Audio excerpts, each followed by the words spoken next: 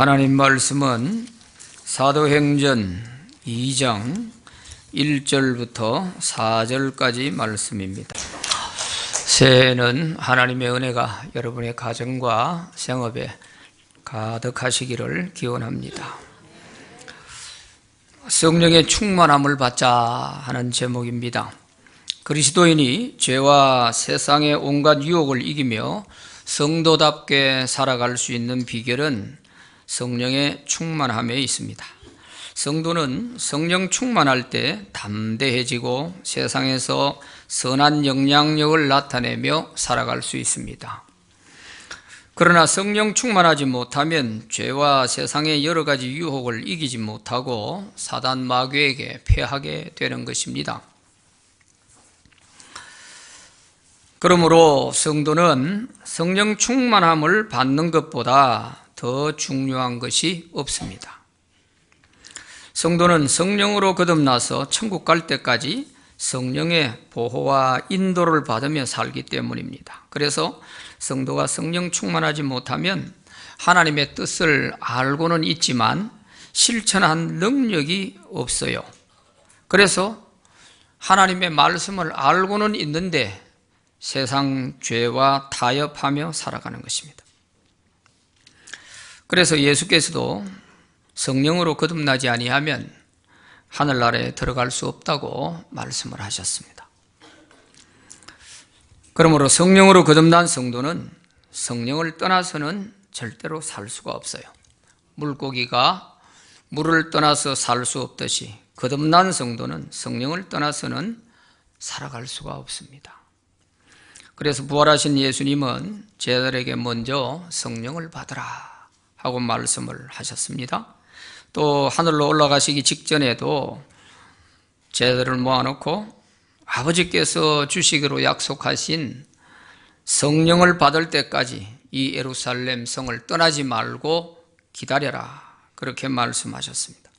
누가복음 24장 49절 말씀에 보면 볼지어다 내가 내 아버지께서 약속하신 것을 너희에게 보내리니 너희는 위로부터 능력으로 입혀질 때까지 이 성에 머물라 하시니라 말씀하셨습니다. 그래서 제자들은 예수님이 하늘로 올라가신 후에 감람원에서 모두 다 예루살렘으로 돌아와서 한 곳에 모여서 약속하신 성령을 기다렸습니다. 오순절 날이 되자 거기 모인 모두에게 성령이 강력하게 임하셨고 모두가 성령의 충만함을 받았습니다. 사도행전 2장 오늘 본문 2절에서 4절 말씀을 보시면 호련히 하늘로부터 급하고 강한 바람 같은 소리가 있어 그들이 앉은 온 집에 가득하며 마치 불의 혀처럼 갈라지는 것들이 그들에게 보여 각 사람 위에 하나씩 임하여 있더니 그들이 다 성령의 충만함을 받고 성령이 말하게 하심을 따라 다른 언어들로 말하기를 시작하니라, 이렇게 말씀하고 있습니다. 그러면 오늘 우리도 성령의 충만함을 받기 위해서 어떻게 하면 될까요? 첫째는 오로지 기도에 힘써야 합니다. 사도행전 1장 그 후반부 14절 15절에 가서 보면 여자들과 예수의 어머니 마리아와 예수의 아우들과 더불어 마음을 같이하여 오로지 기도에 힘쓰더라. 모인 무리의 수가 약 120명이나 되더라 그랬습니다. 오로지 기도에 힘썼다. 감람원에서 돌아온 제자들과 성도들이 120명 정도 됐는데 마가다락방에 모여가지고 약속의 성령을 기다리면서 오로지 기도에 힘썼다. 기도에 전념했다는 뜻입니다. 다른 거 하지 않고 오직 기도에만 힘썼다. 그러자 오순절날이 됐는데 하늘로부터 강한 바람 소리 같은 소리가 들리더니 갑자기 하늘로부터 불이 내려온 거예요. 마치 불이 혀처럼 갈라져 가지고 거기에 있는 모든 사람들의 머리에 닿았다고 했습니다. 그러자 그 사람들은 전부 다 성령의 충만함을 받고 다른 언어들로 말하기 시작했다, 그렇게 말씀하고 있습니다. 성령 충만함은 어떤 것이냐? 성령 충만함은 성령이 말하게 하심을 따라서 말했다 하는 이걸 보면 우리 마음과 몸을 성령이 완전히 사로잡아 가지고 우리 의지대로 되지 않고 성령의 의지대로 우리를 움직이는 상태, 그 상태를 가리켜 성령의 충만함을 받은 상태라 이렇게 말할 수 있는 것입니다. 그래서 성령 충만함을 받은 이 사람들 보세요. 보면 4절에 뭐라고 되어 있어요? 성령이 말하게 하심을 따라 다른 언어들로 말하기 시작했다 그랬지 않습니까? 성령이 말하게 하심을 따라. 내가 내 혀를 가지고 내 마음대로 말이 안 되는 거예요. 성령께서 내 혀를 딱 붙잡고 성령이 말하게 하시는 대로 말을 했는데 이 사람들의 입에서 외국어가 유창하게 나오는 거예요. 여기서 다른 언어들로 하는 이런 말은 외국어를 말합니다. 성령 충만함 받은 사람들이 우리가 알고 있는 알아듣기 어려운 그런 언어가 아니고 여기서는 다른 언어들로 이렇게 되어 있는데 이거는 외국어를 말해요. 왜냐하면 오늘 본문 그 이후의 내용 9절부터 11절까지에 보면 15개 나라 언어로 말했다는 것을 알 수 있습니다. 15개국어를 한 거예요. 이것은 단 딱 한 번 있었던 일입니다. 그 외에 나머지 사도행전에 보면 성령의 충만함을 받은 사람이 방언을 했다 이렇게 되어 있어요. 그래서 오늘 본문에 여기 다른 언어들이라는 이 말도 옛날 개역 성경에서는 방언이라고 되어 있었는데 이것은 뒤에 나오는 그런 방언과 다른 것이다. 이거는 외국어를 말하는 거니까 다른 언어들로 이렇게 수정을 한 거예요. 이렇게 자기가 자기 마음대로 말을 할 수 없고 성령이 완전히 사로잡아서 성령이 말하게 하심을 따라 말하는 이것이 성령 충만함을 받은 상태에 있는 사람들이었어요. 이처럼 성령에 완전히 사로잡힌 상태, 이것이 성령 충만함입니다. 하나님이 약속하신 성령이 오심으로 초대교회 성도들은 성령 충만함을 받아서 능력 있게 세상을 이기고 살아갈 수 있게 됐습니다. 제자들은 제자다운 제자가 되었습니다. 그러므로 오늘 우리도 성령의 충만함을 받기 위해서는 성령 충만함을 달라고 사모하며 오로지 기도에 힘써야 합니다. 혼자서 기도하는 것도 좋지만 성령 충만함을 받기 원하는 사람들이 함께 모여서 기도하는 것이 더 좋습니다. 왜? 여기에 모인 사람이 120명쯤 됐잖아요. 제자들이고 뭐 할 것 없이 다 모여서 함께 기도하다가 모두가 다 성령 충만 받은 거 아니겠습니까? 마가다락방에 모인 이 120명의 성도들이 다 성령 충만함을 받은 것은 함께 기도했기 때문에. 그래서 우리 교회는 기도하는 시간들이 많이 있죠. 새벽 기도도 있고 또 금요 밤 기도도 있고 또 조별 기도도 있고 이렇게 기도하는 시간이 있을 때 여기에 우리가 참여해서 함께 성령 충만 달라고 간절하게 기도하는 그런 기도가 있을 때 마가다락방에 부어주셨던 성령의 충만함이 우리에게도 있게 될 줄 믿습니다. 사모하고 구해야 되는 거예요. 그럴 때 주시는 거죠. 1904년에 영국 웨일스에 교회학교 봉사를 하고 있는 에반 로버츠라고 하는 20대 젊은 청년이 있었습니다. 그는 늘 성령 충만함을 사모했습니다. 내가 교사를 하고 있는데 아이들을 가르치려고 보니까 도저히 내 힘과 능력으로는 안 되겠다. 이걸 느끼고서 하나님 나에게 성령의 충만함을 부어주세요 하면서 이렇게 늘 기도해 왔는데 하루는 셋 조수아라고 하는 목사님이 집회를 한다는 얘기를 듣고 거기에 참석하게 됐어요. 그런데 이 로버츠는 그 집회에 참석했더니 그날 목사님이 설교하는 제목이 나를 굴복하게 하소서 하는 이런 설교 제목이었어요. 그 말씀에 큰 은혜를 받고 이 로버츠는 하나님 나를 하나님의 말씀에 굴복하게 하소서, 굴복하게 하소서 하면서 간절히 기도하면서 성령 충만 달라고 했더니 거기에서 성령의 충만함을 받았어요. 온몸이 뜨거워졌어요. 주체할 수가 없었어요. 자, 이렇게 성령의 충만함을 받고서 자기는 어려운 환경에서 자라다 보니까 많이 배우지를 못했습니다. 그랬지만 그는 기도하는 중에 환상을 보게 되는데 너를 통해서 10만 명이 주님께 돌아올 것이다 하는 이런 환상을 보게 된 것입니다. 그런데 그는 자기가 섬기는 작은 교회 17명 교인들과 함께 더불어서 기도 운동을 시작했습니다. 그런데 신기한 것은 그 로봇제가 속해 있는 거기에 함께 참여한 모든 분들이 함께 기도할 때에는 거기에 함께 기도하는 사람들이 막 성령을 받는 거예요. 성령의 충만함을 막 받게 되는 거예요. 그러니까 이게 소문이 나가지고 자꾸 사람들이 몰려오고 이렇게 돼가지고 웨일스 안에서만 10만 명이 믿지 않는 자들이 예수를 믿게 되는 역사가 나타났어요. 그리고 이것은 영국 전역으로 퍼져나가게 되고 이 기도의 운동이 곧 성령의 운동이 돼가지고 많은 사람들이 주님께 돌아오는 이런 역사가 일어나게 됩니다.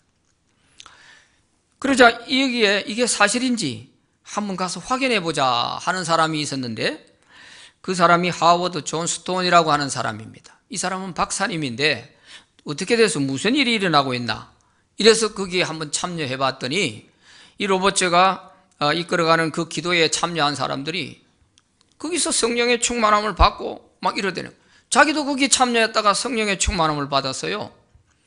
그래서 이분이 2년 후에 1904년에 영국 웨일스에서 이런 성령운동이 일어났는데 1906년에 우리 한국을 방문하게 됩니다. 이 로봇제가 한국에 와가지고 선교사 모임에 참석해가지고 이 웨일즈에서 일어나고 있는 로봇제 얘기를 한 것입니다. 이게 도전이 돼가지고 한국에 나와 있던 선교사님들이 큰 도전을 받게 되고 기도하기 시작하는 겁니다. 그리고 한 달 후에 10월 달에는 9월 달에 와가지고 이렇게 하고 10월 달에는 평양 장대인 교회에 가가지고 이 로봇제 얘기를 하면서 영국의 성령 운동에 대한 얘기를 했던 것입니다. 그러고 나서 이 로봇제가 그 교인들에게 이 에반 로봇제처럼 이렇게 쓰임받을 사람은 손 들어보시오 하고 손을 들으려고 했더니 한 사람이 손을 들었어요. 그 사람이 길선주 장로님이었어요. 그 당시 장로님으로서 평양신학교를 다니고 있었던 거예요. 그래서 그 사람이 혼자 손을 들는 거예요. 그런데 신기하게도 이 길선주 장로님을 통하여서 1907년에 평양 대부흥운동이 일어나게 됩니다. 놀라운 역사예요. 웨일스에서 그저 20대 청년 한 사람이 하나님께 성령 충만 달라고 간절히 사모하고 기도해서 성령 충만 받게 되고 그를 통해서 하나님께서 그 기도하는 곳에 모이는 자마다 성령의 충만함을 받는 거예요. 기도할 때 이런 역사가 일어나야 돼요. 그래서 기도할 때 기도 제목 꾀알같이 많이 적어가지고 우리 자식, 부모, 사업 그것도 좋지만 성령 충만 받으면 그런 것들은 다 보너스가 되는 거예요. 성령 충만 달라고 올해는 여하튼 두세 사람이든 한 사람이든 모이면 성령 충만 달라고 사모하고 기도하시기 바랍니다. 성도에게는 이보다 더 좋은 은혜가 복이 없어요. 평생 살면서 성령 충만이 뭔고 이렇게 하고 만약에 주님 앞에 간다면 굉장히 억울할 거라 생각해요. 내가 너에게 성령의 충만함을 주면 능력 있게 살 수 있었는데 너는 왜 그렇게 빌어먹을 정도로 그렇게 살다 왔냐 이렇게 안 하게 싶어요. 그래서 우리는 너나 할 것 없이 이거는 체면이고 뭐가 없어요. 내가 성령 충만 못 받으면 나는 제대로 성도 구실 못한다 이런 마음 가지고 정말 생사결단을 하면서 성령 충만 달라고 기도해야 됩니다. 두 번째는 죄를 회개해야 합니다. 죄를 회개하지 않고 성령 충만 받을 길은 없습니다. 성령은 거룩한 영이기 때문에 죄가 있는 자에게 성령이 임하지 않아요. 회개하고 다 털어내야 그 자리에 성령의 선물이 담기는 것입니다. 이 약속은 초대교회 성도들에게만 주어진 것이 아니고 오늘 우리에게도 유효한 약속인 것입니다. 언제든지 하나님이 불러 예수 믿게 한 사람이라면 누구든지 성령의 충만함을 사모하고 구하는 자에게는 다 주시게 되어 있는 거예요. 사도행전 2장 38절 39절 말씀 같이 읽어봅니다. 시작. 베드로가 이르되 너희가 회개하여 각각 예수 그리스도의 이름으로 세례를 받고 죄 사함을 받으라. 그리하면 성령의 선물을 받으리니 이 약속은 너희와 너희 자녀와 모든 먼데 사람 곧 주 우리 하나님이 얼마든지 부르시는 자들에게 하신 것이라. 아멘. 이 약속은 오늘 우리에게도 유효한 것입니다. 회개하여 죄 사함을 받으라. 그러면 성령을 선물로 받는다고 했지 않습니까? 그래서 우리는 성령 충만 달라고 기도할 때는 반드시 죄를 철저히 회개하고 그럴 때 성령의 선물이 주어지는 거예요. 죄사함 받고 성령 충만 받았을 때 그 기쁨은 말로 표현이 안 됩니다. 죄사함 받은 사람만이 알 수 있는 그런 기쁨이기 때문입니다. 내 영혼이 은총 입어 중한 죄짐 벗고 보니 슬픔 많은 이 세상도 천국으로 화하도다. 여러분, 세상이 달라진 게 아니에요. 똑같은 그 세상 그 자리지만은 슬픔 많은 세상도 성령 충만 받고 보니까 죄사함 받고 보니까 천국으로 바뀌더라는 거예요. 천국으로. 그러니까 우리가 죄사함 받고 성령 충만 받으면 그 사람 마음이 천국이 이루어지고 그 사람 삶의 환경이 천국같이 되는 거예요. 세상이 달라져서 천국이 아니에요. 우리는 자꾸 세상이 좋아지기를 기대를 많이 하는데 그 기대는 사실 우리가 기대로서 끝납니다. 내가 달라지면 세상이 달라지게 돼 있어요. 내가 예수 믿고서 죄사함 받아 나의 모든 것 다 변했네. 내가 예수 믿고 성령 받으면 내가 변하면 다 변하는 거예요. 가정이 왜 안 바뀌느냐고요? 내가 안 달라지는데 어떻게 가정이 바뀝니까? 내가 지금 죄에 푹 빠져 있는데 어떻게 가정이 새로워집니까? 가정에 사탄이 들어와가지고 난장판을 부려도 그걸 못 깨닫는 거예요. 참 큰일이죠. 그래서 우리가 성령 충만 받으면 죄에 대해서 민감해지기 때문에요. 죄가 우리에게 들어올 틈이 없어요. 그게 눈에 훤히 보이거든요. 1907년 평양 대부흥운동이 어떻게 해서 일어났느냐? 회개로부터 시작이 됐습니다. 길순준 목사님이 손들었다고 했잖아요. 그 길순준 목사님이 평양 장대인 교회에서 집회가 벌어졌는데 선교사가 설교를 하면서 회개해야 된다고 하니까 이 길순주 장로님이 회개를 했어요. 그 많은 사람들이 모여있는 앞에 나아가 마이크를 잡고 여러분, 저 때문에 여러분이 은혜를 못 받게 됐습니다. 저는 아간 같은 죄인입니다.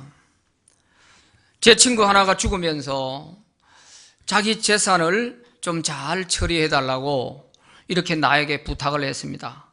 그 친구 아내는 글을 모르기 때문에 아무것도 할 수 없으니까 내가 친구 너에게 부탁하니까 이 재산을 좀 잘 관리해 달라 이렇게 부탁하고 죽었다는 것입니다. 그런데 그 재산을 처리하는 과정에서 자기가 그 당시에 미화로 $100 정도를 떼먹었다는 거예요.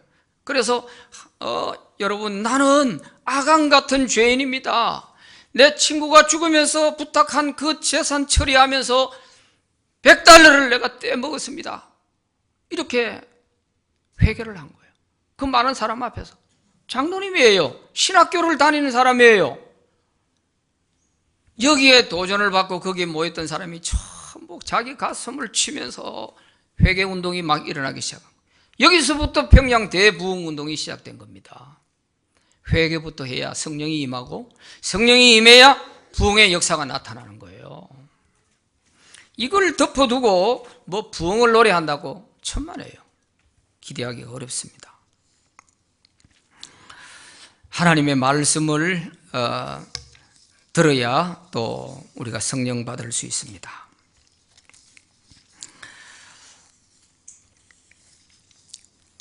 하나님의 말씀을 들을 때 성령이 임하시거든요. 사도행전 10장 44절부터 46절까지 같이 한번 읽어봅니다. 시작. 베드로가 이 말을 할 때 성령이 말씀 듣는 모든 사람에게 내려오시니 베드로와 함께 온 할례 받은 신자들이 이방인들에게도 성령 부어주심을 말미암아 놀라니 이는 방언을 말하며 하나님 높임을 들음이러라. 아멘. 베드로가 고넬료 집에 가서 하나님 말씀을 전하게 됐지요. 그런데 성령이 그 자리에서 말씀 듣는 모든 사람에게 내려오시니 이렇게 되어 있어요. 성령이 말씀 듣는 모든 사람에게 내려왔다는 거예요. 베드로는 로마 사람인 고넬료 집에 가서 말씀을 전했어요.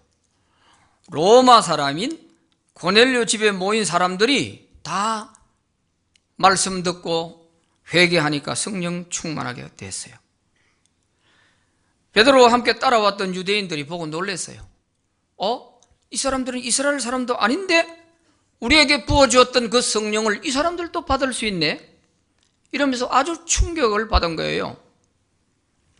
이 충격이 나중에 엄청난 기독교 역사를 또 바꾸어 놓습니다. 사도행전 15장에 가면은 사도들이 모여가지고 최초로 예루살렘 총회를 열게 돼요.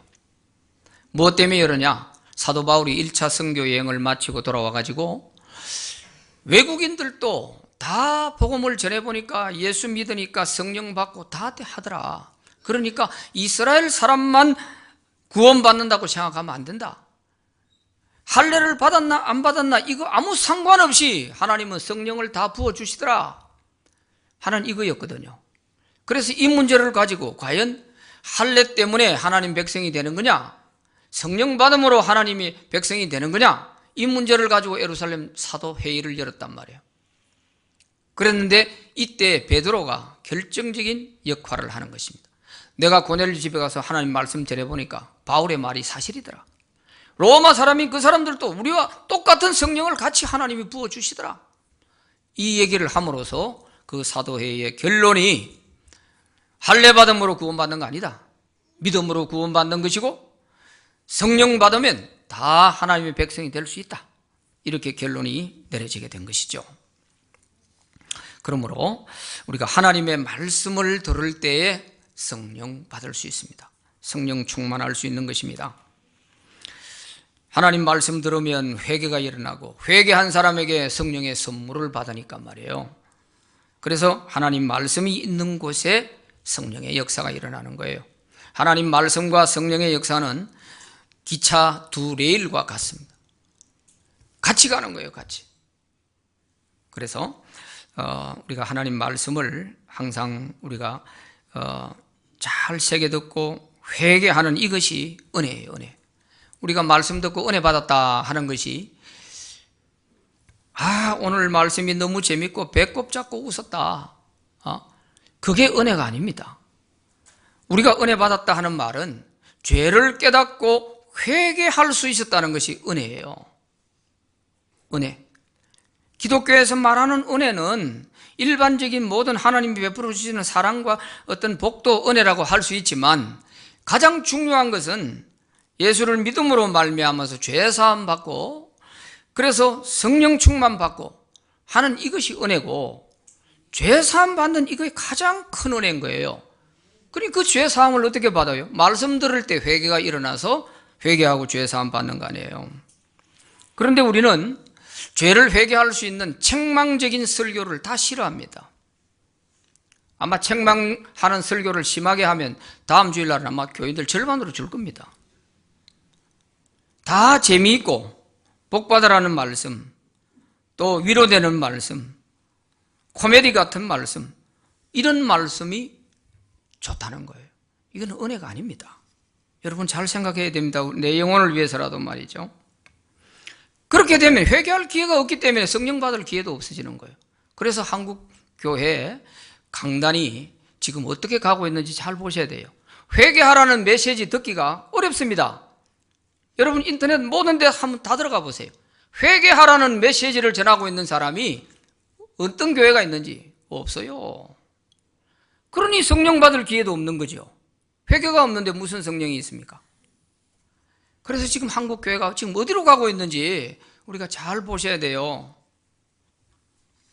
우리는 한 말씀을 들어도 내 죄를 깨닫고 회개할 수 있는 그것이 은혜인 줄로 믿으시기를 바랍니다. 성령 충만한 베드로가 예루살렘 시내에서 유대인들에게 하나님 말씀을 전했습니다. 어떻게 전했느냐? 그 유대인들의 가장 아픈 곳을 찌르면서 직설적으로 말을 했어요. 너희들이 십자가에 못 박아 죽인 그 예수를 하나님이 살리셨다. 그 주님이 너희 보는 바와 같이 우리에게 이 성령을 부어주신 것이다. 아주 그냥 직설적으로 했어요. 너희들이 십자가에 예수를 죽였다는 거예요. 이것이 만약에 성령의 강권적인 능력이 아니면요, 그 사람들이 어떻게 돌 들고 아마 베드로 쳐 죽이려 했을 거예요. 우리가 왜 죽었냐? 로마 사람들이 죽였지 왜 우리가 예수를 죽였냐? 얼마든지 하고 대들 수 있을 거 아니에요. 그런데 성령의 능력이 얼마나 그 사람들을 강하게 제압을 했는지 그 베드로의 설교를 들었던 사람들이 전부 가슴을 치면서 형제들아, 우리가 어찌할꼬? 우리가 어떻게 하면 되겠나? 어찌하면 구원받을 수 있겠나? 우리 죄를 어떻게 하면 용서받을 수 있겠나? 그때 베드로가 회개해라. 회개하고 예수 믿으면 죄 사함 받는다. 그러면 성령의 선물을 하나님이 주실 것이다. 이 메시지가 베드로의 메시지인 겁니다. 그런데 보세요. 성령의 능력이 얼마나 강하게 나타났는지. 그 말씀 듣고 예수 믿은 사람이 그날 그 자리에서만 3,000명이에요. 3,000명. 3,000명이 예수 믿고 세례받았단 말이에요. 놀라운 역사 아닙니까?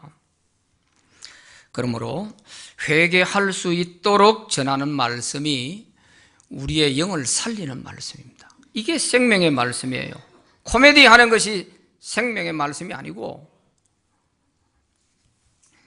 우리의 귀를 즐겁게 하는 말씀은 아무리 들어도 회개할 수 없습니다. 회개가 일어나지 않습니다. 성령을 받을 수도 없습니다. 그러므로 우리는 성령의 충만함을 받기 위해서는 회개하라는 이 말씀을 소중하게 여기고 회개하여 성령 충만 받기를 바랍니다. 초대교회 성도들이 성령의 충만함을 받기 전과 받고 난 이후의 삶은 180도로 달라졌습니다. 누가 시키지 않았는데도 모두 다 뛰쳐나가서 예루살렘 시내에서 복음을 전하기 시작했습니다. 제자나 성도나 그 직분, 지과에 막론하고 상관없이 다 뛰어나가서 모두가 이 복음을 전하려고 했습니다. 그래서 최초의 순교자는 사도가 아닙니다. 스데반 집사님이에요. 얼마나 성령에 충만했던지 스데반 집사님이 뛰쳐나가 복음을 전하는데요. 돌을 들고 막 쳐 죽였지 않습니까? 그때 사울이라고 하는 사람이 옆에서 옷을 받아주고 있었다니까. 그러니까 그때 성령 받은 사람들이 얼마나 성령이 충만했으면 목숨을 걸고 이렇게 할 수 있었을까? 이건 도저히 다른 데서 답을 찾을 수가 없어요. 성령의 충만함이기 때문에 가능한 것입니다. 그래서 복음을 전하고 싶고 예수님을 전하지 않으면 내 마음이 불붙는 것 같고 이런 사람은 성령 받은 증거입니다. 방언하는 게 성령 받은 증거가 아니고 이 마음이 일어날 때 이게 성령 받은 사람의 첫 번째 증거예요. 사도행전 1장 8절에 예수님이 이미 말씀하셨어요. 오직 성령이 너희에게 임하시면 너희가 권능을 받고 예루살렘과 온 유대와 사마리아와 땅끝까지 이르는 내 증인이 되리라 하시니라. 그랬어요. 증인이라는 것은 목에 칼이 들어와도 사실대로 말하는 것이 증인이에요. 증인이 거짓말로 위정을 하게 되면 이거는 세상 법정에서도 죄가 큰 거예요. 위정하면요. 우리가 예수 믿고 예수님의 증인으로서 이렇게 살아가려면 성령의 충만함을 받아서 성령의 권능이 임하지 않으면 불가능한 것입니다. 그래서 사도행전 읽어보면 이 사도행전이 성령의 역사에 대한 것을 그대로 보여주고 있기 때문에 사도행전의 별명이 성령행전이라 이렇게 부릅니다. 그래서 성령 충만 받게 되면은 영혼을 사랑하는 마음이 생기기 때문에 복음을 전하지 않으면 견딜 수가 없는 이유가 그 영혼이 그렇게 불쌍하게 보이는 거예요. 그렇게 불쌍하게 보여요. 그러니까 전도하지 않을 수가 없고 기도하지 않을 수가 없는 거죠. 제가 성령 충만 받고 난 뒤에 제일 먼저 떠오르는 게 우리 가족들이었어요. 너무 비참하고 불쌍하기 짝이 없는 거예요. 불쌍해서 견딜 수가 없어요. 그래서 기도할 때마다 이 강대상에서 손을 두고 밤새도록 기도하면서요, 하나님이요, 이 식구들 예수 믿게 해주세요. 이 영혼들 불쌍해서 볼 수가 없습니다. 그렇게 기도했어요. 그러면서 우리 식구들 예수 믿게 해주면 제가 하나님 하라는 대로 다 할게요. 이 말이 절로 나와요. 절로 나와. 그래서 제가 목사가 된 거예요. 목회가 성공하려고 한 게 아니고 하나님이 살아계심이 우리 가정의 식구들을 구원해 주신 거 보니까 제가 변명할 여지가 없는 거죠. 뒤돌아볼 여지가 없어요. 그래서 저는 평생 앞만 보고 달려가도 우리 가족들 구원해 주신 이 은혜 다 갚을 수가 없어요. 그렇게 불쌍해요. 그래서 올해는 우리 모두가 다 성령 충만 받아가지고 복음 전하는 이런 열정이 회복되기를 바랍니다. 심지어 욕을 먹고 조롱을 당하며 매를 맞아가면서도 전도하려고 하는 것은 그 영혼이 불쌍해서 견딜 수 없어서 그렇게 하는 거예요. 더구나 자기 돈을 써가면서 시간을 내서 전도합니다. 그렇다고 누가 알아주는 것도 아니고 이득이 될 것도 없는데 전도하는 거예요. 그것은 성령 충만함을 받은 자의 마음에 하나님이 영혼을 사랑하는 마음을 많이 부어주셔서 그런 거예요. 이것이 성령 충만함의 증거인 것입니다. 그래서 주님은 성령 받고 예수님의 증인이 돼서 전도 많이 한 이런 사람들은 주님이 특별히 함께 하셔서 그를 보호해 주시고 능력도 주시고 장차 천국에서 별과 같이 빛나는 자들이 되게 해 주시겠다 말씀하신 거예요. 마태복음 28장 19절 말씀 같이 한번 읽어봅니다. 시작. 그러므로 너희는 가서 모든 민족을 제자로 삼아 아버지와 아들과 성령의 이름으로 세례를 베풀고 내가 너희에게 분부한 모든 것을 가르쳐 지키게 하라. 볼지어다 내가 세상 끝날까지 너희와 항상 함께 있으리라 하시니라. 아멘. 세상 끝날까지 주님이 항상 함께 하실 그 사람 누군가? 복음 전하는 사람이에요. 복음 전하는 사람은 주님이 내가 세상 끝날까지 너와 함께 할 것이다. 저는 이 말씀 볼 때마다 우리가 1년에 한 명씩만 전도하면 주님이 올 한 해는 주님이 나와 함께 하시는 게 확실히 보장이 된다. 보장되는 거 아니에요. 이 말씀이 거짓이 아니라면 올 한 해 내가 전도 한 명만 해도 올 한 해는 하나님이 나와 함께 하신다. 이거는 뭐 변함없는 약속이에요. 그냥 답답할 때 주님 나를 도와주세요, 나와 함께 해주세요, 이것보다도 100번 1000번 낫죠. 다니엘서 12장 3절 말씀 같이 읽어보죠. 시작. 지혜 있는 자는 궁창의 빛과 같이 빛날 것이요 많은 사람을 옳은 대로 돌아오게 하는 자는 별과 같이 영원토록 빛나리라. 아멘. 너무너무 귀하죠. 많은 사람을 옳은 대로 돌아오게 한 게 뭐겠어요? 주님께 돌아오게 하는 게 옳은 대로 돌아오게 하는 거죠. 다른 거 뭐 있습니까?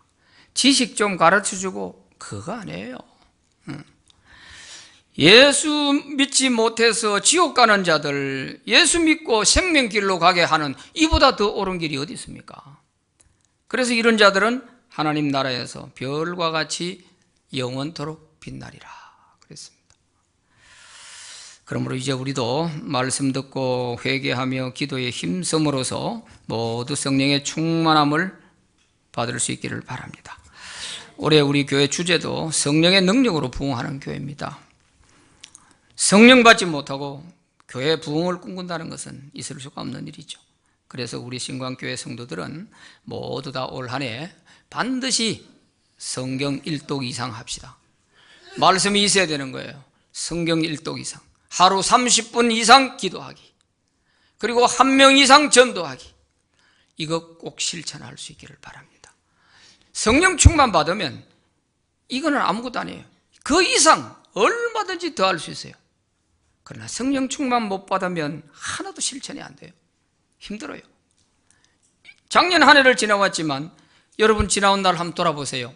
예수 믿으라는 말 한 번을 못하고 1년을 지내온 교인들이 많이 있습니다. 이 진짜 정말 예수 믿는 사람이 맞는지 안 맞는지를 자기 스스로가 판단해 봐야 될 부분이에요.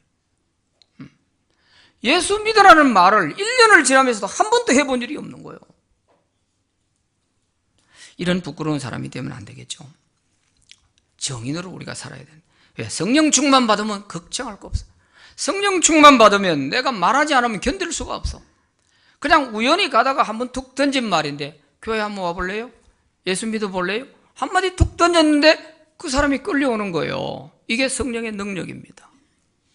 성령 충만 받아야 되는 것이지 성령 충만 받지 않고. 그러니까 예수님도 성천하시면서 제자들에게 너희들 돌아다니면서 복음 전하려고 먼저 설치지 말고 성령으로 너희에게 능력이 입혀질 때까지는 이 예루살렘에 가만히 기다리고 있어라. 그게 먼저였어요. 그래갖고 성령 받고 난 후에 말하지 않아도 지쳐나가서 복음 전하잖아요. 제자도 제자다운 제자가 됐어요. 마지막까지 순교하는 그 순간까지 예수님의 제자답게 살다가 다 제자로서 사명을 다했던 거예요. 오늘 우리도 성령 충만 받아야 성도로서 성도답게 살 수 있고 직분자는 직분자답게 섬길 수 있고요. 봉사를 해도 기쁨으로 섬길 수 있는 거예요. 다 이런 성령 충만한 은혜가 올 한 해 여러분과 저에게 충만하게 되기를 바랍니다. 기도합시다. 하나님 아버지 감사합니다. 이 시간 우리에게 성령의 충만함을 주옵소서. 올 한 해는 다른 소원 다 내려놓고 우리 모든 신광의 성도들에게 성령의 충만함을 부어 주시옵소서. 마가다락방에 부어 주셨던 그 성령의 충만함이 올 한 해 동안 우리 온 성도들의 가정과 생업에 넘치도록 부어 주시옵소서.